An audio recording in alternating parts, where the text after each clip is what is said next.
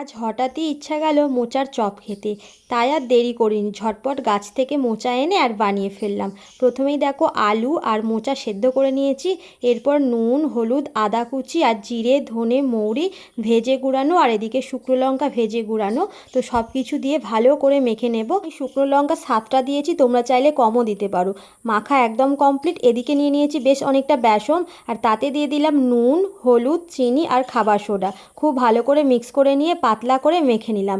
এবার একটু কড়াইতে তেল দিলাম আর তেলের মধ্যে জিরে আর কাঁচা লঙ্কা কুচিয়ে দিয়ে দিয়েছি। এখন মেখে রাখা মোচা আর আলু কড়াইতে ভালো করে কষে নিয়েছি।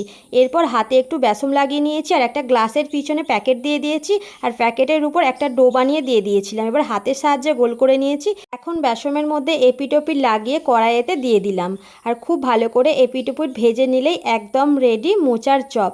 এটা কিন্তু সম্পূর্ণ নিরামিষ, তোমরা চাইলে আদা রসুন দিয়েও বানাতে পারো।